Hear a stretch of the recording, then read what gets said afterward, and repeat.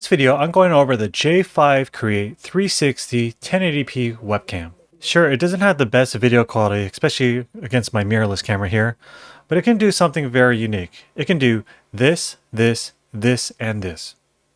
Let's get into it.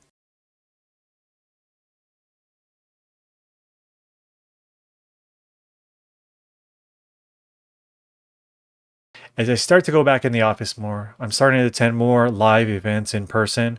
One thing I'm realizing is that Zoom is not going away, live streaming is not going away, and we're doing more hybrid events. My name is Patrick, and this is Everyday Tech for everyday people. And in this video, I'm going to go over this interesting webcam here. This is the J5Create 360 1080p webcam. Even as I was starting to attend in-person church meetings, we still had a hybrid event, and now these are turning to more broadcasting events. So there's no interaction from those who are online, but we still want to broadcast the meetings. So that means I wanted to kind of simplify our setup and have a stationary kind of wide angle lens. So I heard about this J5Create 360 camera, not for the 360 capabilities, but I wanted a very good wide angle lens stationary camera. So first I'll go through the capabilities in different modes that this camera can do. Then I'll compare it to other cheaper webcams that I do have, because this is in the relatively cheaper price point.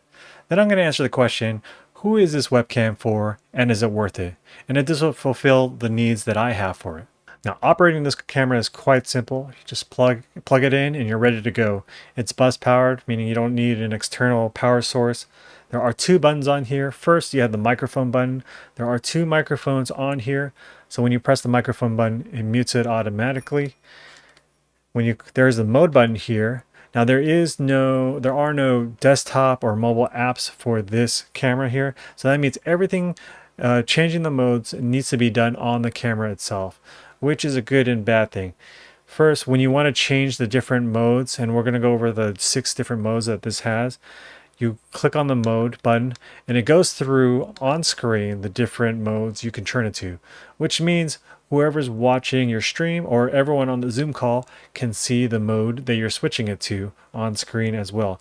I wish you can control things on an external software, either in iOS or even on the desktop where you're plugged this into.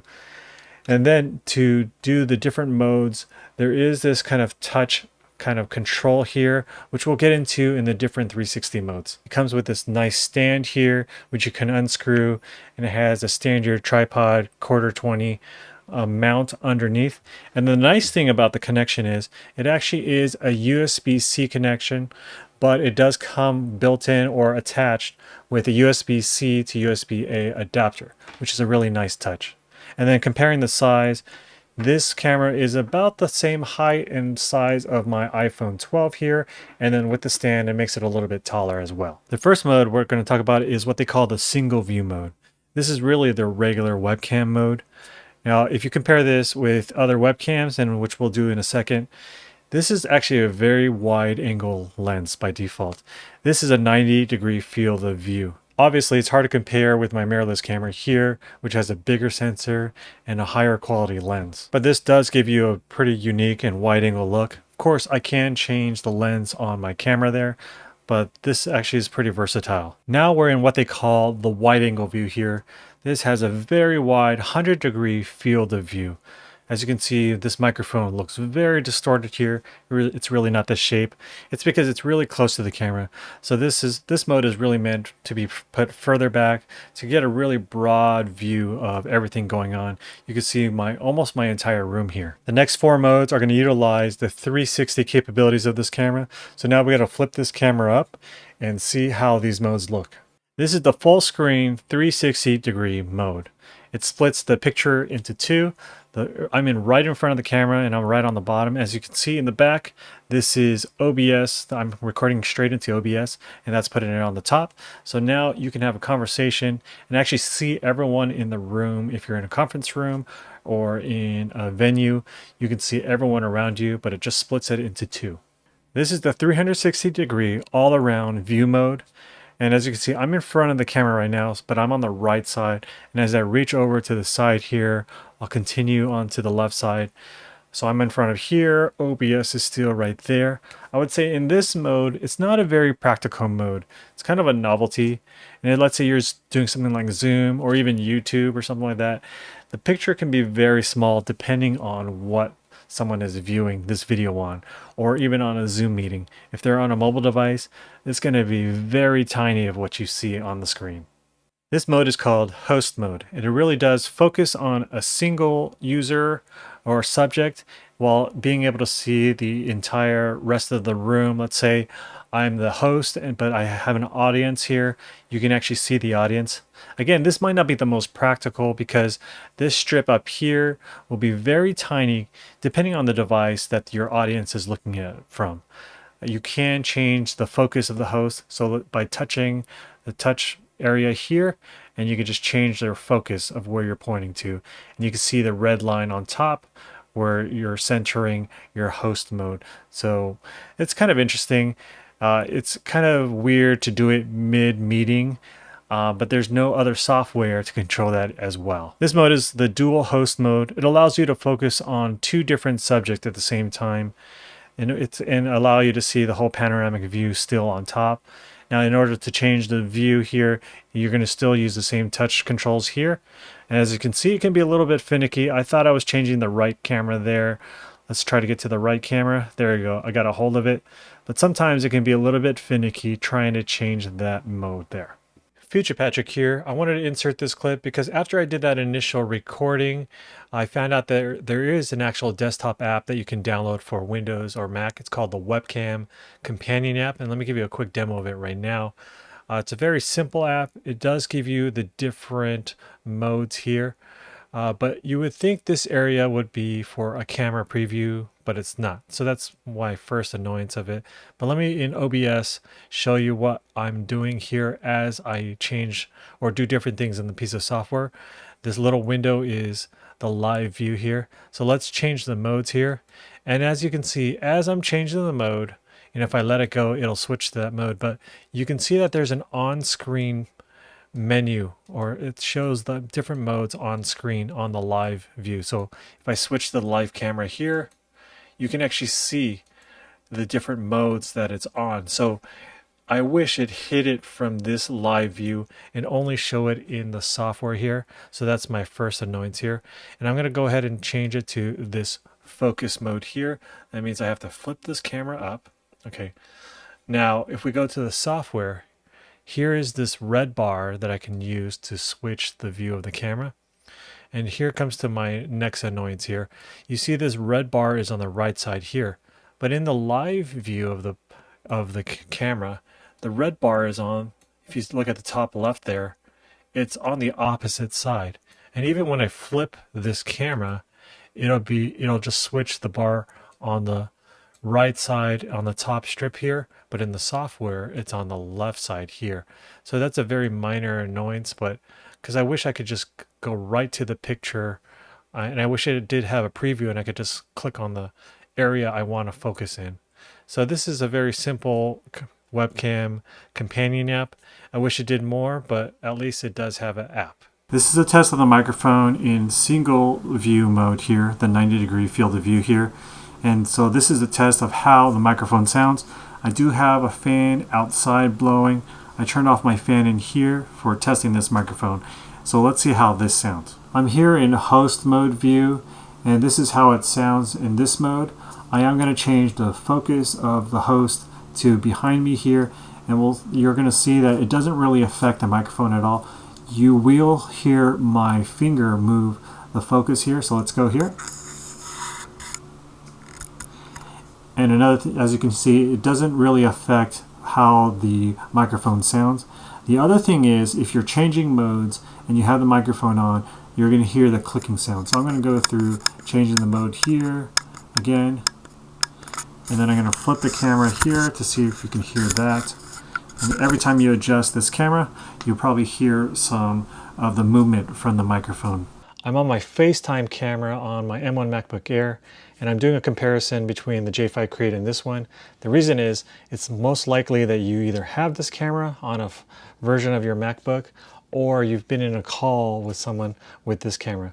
This is a 720p camera. They do make a 1080p camera on their higher end laptops, and I believe on the iMac as well. But I want to compare this with the J5Create. And the first thing you'll notice, of course, that'll stick out to you is the field of view on the J5Create here. So much wider. This is a 90-degree angle. This is the single view mode, so you can go even wider, but it makes you look very distorted. But I did get the camera for this reason. I wanted a static shot, a wide angle shot for hybrid church meetings. And I did use this yesterday, and it gave me the right field of view that I was looking for. But as we go through this comparison, it's not quite giving me the sharpness that I wanted, especially in lower light. Now I have the most ideal ambient light here. I have a window in front of me here, and there's a screen that's diffusing it. So that's the perfect conditions here. I do have a light above me here, which the FaceTime camera is giving me a glare here. So if I cover it up a little, that's a lot better. As far as skin tones are concerned, you can see this is a lot more red. My skin tones are doing very well, but the overall white balance, maybe not the best. This is kind of washing out my skin tone a little bit, doing a little bit better on the white balance itself. Now I'm going to compare this to another cheap webcam I have here. This is a 1080p webcam. This is one by Amcrest. So this is giving me a pretty good view here. It's still washed out colors, but it's giving me a very sharp picture here. If I compare this to the FaceTime camera here, the resolution is really showing here. But I'm liking what I'm getting with this camera. I can do some tweaking probably in third-party software such as Ecamm or OBS, or if you have any other third-party camera software that can do some of the balance here. So this is the field of view that you're getting with the J5Create. This is the one you're getting again with the FaceTime camera, and then this is the one you're getting with the Amcrest. So if we compare all these three together, and this is what you get. Now back to the field of view, I'm going to demonstrate again how the 120-degree angle will look as far as this camera is concerned. And now I get a really wide angle view. Now this is made for really putting it a little bit further away, because once I go out here, my hands look huge if I do like this, right? You can see the distortion there. So you got to be careful of the different angles that you're going to choose. So as I mentioned before, I'm looking for a wide angle lens that I can use for church hybrid meetings. It's going to be a static shot or static angle. So what I have been using the past couple of months is my GoPro Hero 7. And if we compare this camera to the GoPro Hero 7, the GoPro Hero 7 is light years ahead in terms of sharpness, in terms of color, in terms of overall picture quality. I have this hooked up out with the HDMI out into a cheap USB capture card, and actually I get a little bit better quality if I plug it into my Camlink 4K. But if you're on a budget, you're probably not going to spend $100 on a Camlink 4K. Now as far as the settings on my GoPro here, I do have it set to the GoPro colors on medium sharpness, but I have this on the wide angle lens.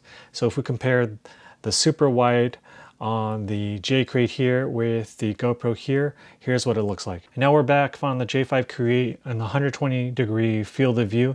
And if we compare this to the super view on the GoPro Hero 7, you'll see they pretty much have the same field of view as far as degrees is concerned, but they're using a little bit of a different algorithm here. This is more of a kind of a fisheye look, and this is a little bit different look here, right? They still have the same distortion depending on where you are in the picture. If we go back here, there's more distortion there. But again, the picture quality in terms of sharpness and color are light years ahead on the GoPro here. Now, who is this webcam for? Well, it's for people who are in a small group setting looking for a very inexpensive webcam. Now, for my needs, I was looking for a wide angle lens for our church hybrid events. Now, did it fulfill those needs?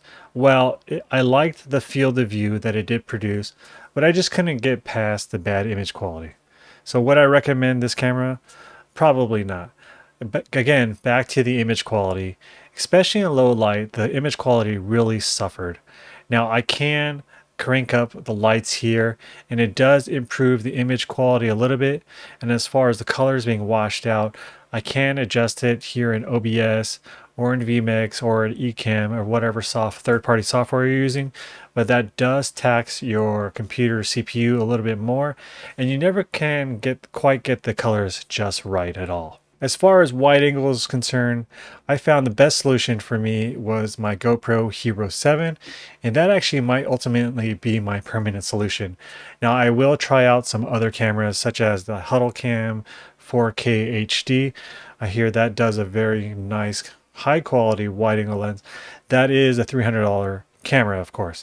Now, if you're looking for the same capabilities with the 360, focusing on multiple people, and even having more advanced features like that, I would look into the Owl Labs cameras, but that is over $1,000 plus. So you have to see what your budget is and what your needs are. I was really hoping that this camera would meet up to my expectations, but I have a feeling that I might have to return this camera. But if you're not too bothered by the image quality that you saw and you really need that utility of a 360 view, you're not going to find another camera in this price point with this capability. So maybe this is the right camera for you. If you enjoyed this video, give it a like and consider subscribing. Until the next one, see ya.